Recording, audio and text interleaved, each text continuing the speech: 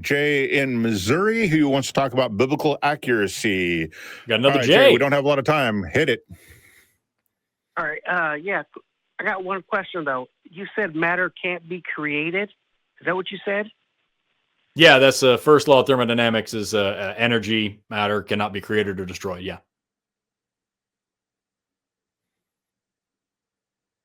So when evolution started, that wasn't created?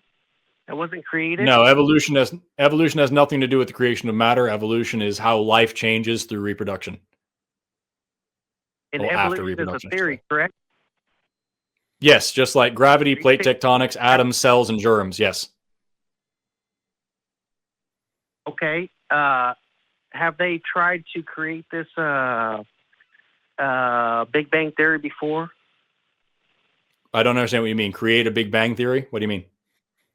Yeah, haven't they tried to reproduce, just to do the same thing multiple times and failed? They have tried to replicate. They have tried to replicate abiogenesis, which is the beginning of life from non-life, and we have a tremendous amount of evidence for that. The Big Bang has never been tried to be recreated. That wouldn't make any sense, but we do have a tremendous amount of evidence for that as well. So non-life cannot come from. You can't make a rock turn into a living human being, correct? No, and no one's arguing that you can. No, actually, you are. What is your what is your people that abiogenesis does not say that life comes from a rock. That is not what abiogenesis says. So what is your version of the Big Bang theory? I don't have a version of it. My understanding of the Big Bang theory is what the evidence shows, that about 13.8 billion years ago, all matter and space were condensed down into a singularity, into a tiny, tiny, tiny point.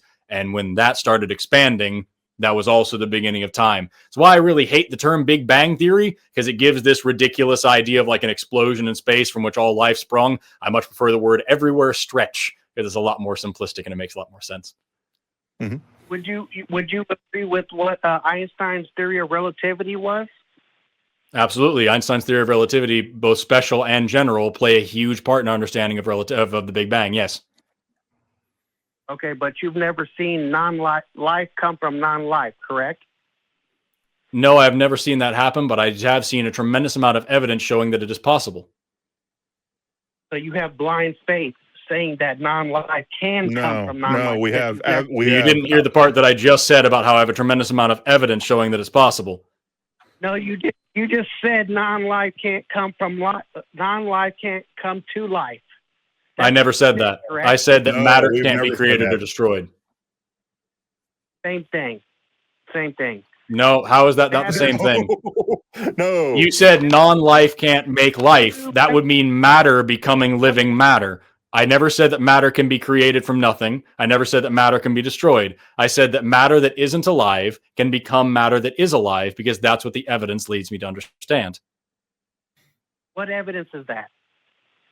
Well, for starters, the Urey-Miller experience, probably the most famous one. A couple of biochemists from here in America, Stanley Urey and Harold Miller, back in the 1950s, took all of the chemicals you expect to find on a fledgling planet, things that you would expect to find on any, early planet, put them in a jar, got them hot, got them cold, zapped them with electricity over and over and over in order to simulate natural weather patterns. And these chemicals, these simple inorganic molecules, self-assembled into complex organic molecules like amino acids. So this is showing chemical evolution, the chemicals of life forming by themselves. Not to mention the fact that we find amino acids on asteroids in space.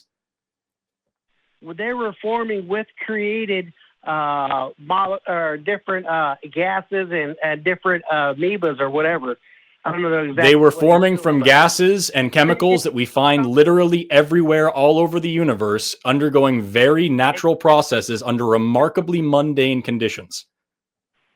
Where did they come from?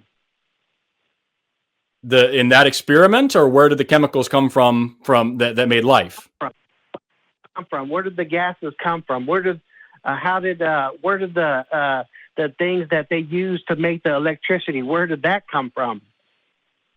So if you're talking about what the experiment itself was trying to recreate, they were recreating natural processes that you find here on the Earth. Where did it come from, bud? Electricity comes from ions in the clouds, atoms rubbing together and exchanging electrons. That's where electricity comes from in the sky, and that's what they were using to simulate electricity. Yeah, nothing created these gases, and nothing created the instruments that these scientists use to make electricity. The only people who use the word nothing in regards to the universe coming into being are theists. I have never heard a scientist refer to nothing, except for Lawrence Krauss when he was trying to explain what nothing might possibly be and how you could get as close to nothing as possible and you'd still have the quantum foam running around loose. Yeah, he's also a cosmologist, so that's his whole job, is to explain that. Yeah, so it's very, very different. So, yeah, and so at no point can you claim that either Forrest or myself or any scientist I've ever heard of say that something came from nothing, because that is, I can't find a scientist who's, except for Lawrence Krauss, who's really willing to define exactly what nothing could possibly be. So we don't even know what nothing is. So stop using the word nothing, because you're not getting anywhere, and you're failing to understand us because you're stuck on it. Nothing created the world. Nothing created intelligent minds.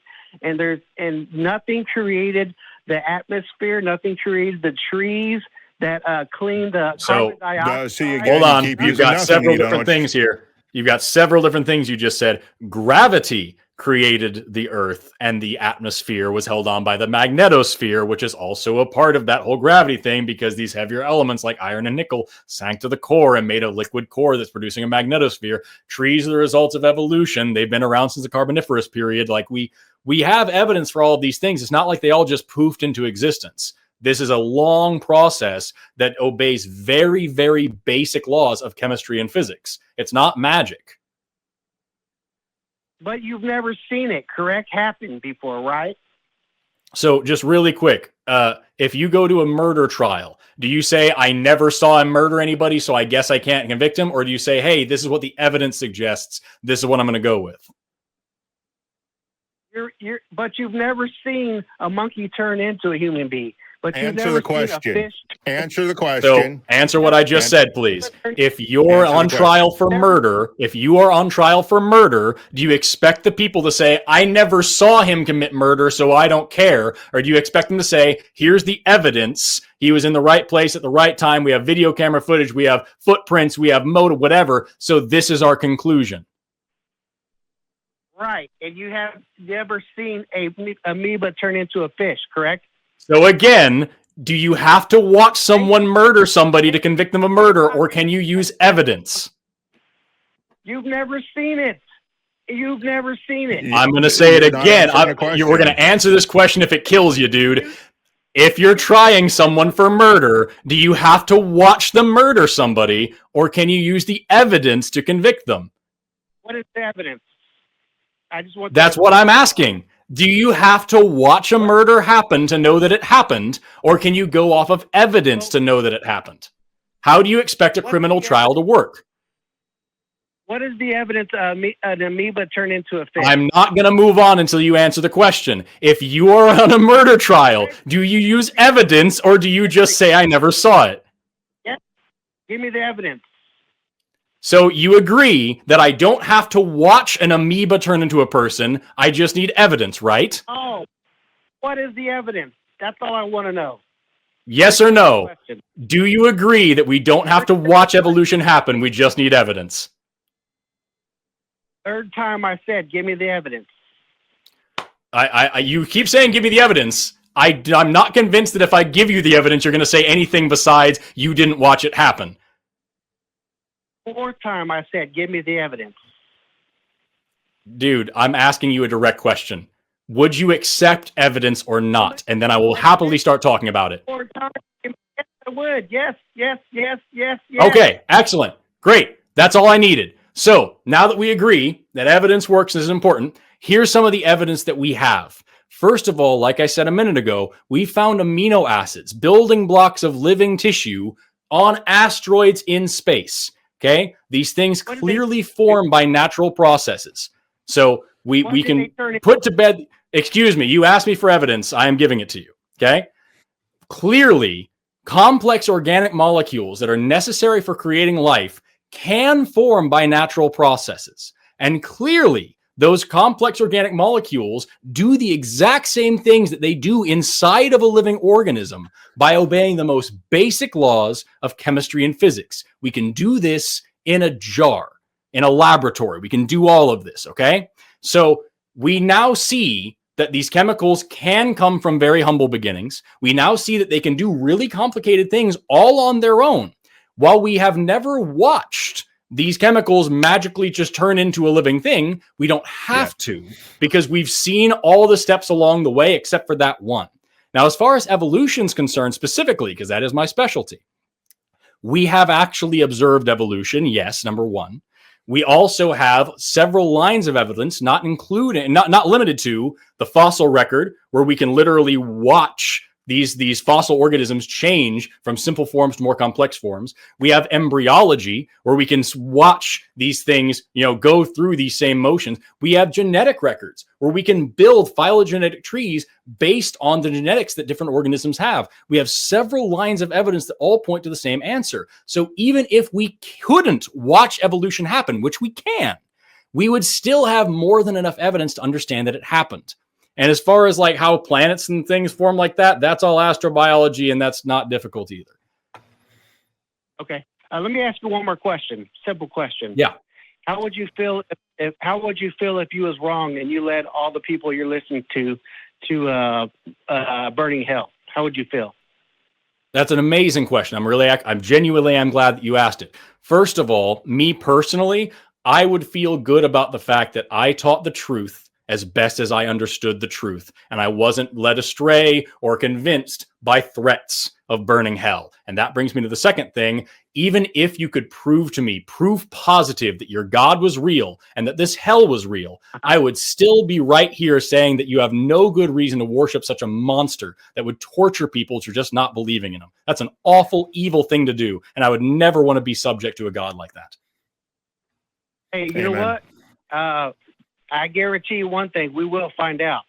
And I guarantee you this. Yeah, the famous last words of every theist who loses an argument with us is, we'll all find out in hell. And you still haven't proven hell. So you have a good Sunday, and we'll talk to you later, Jay.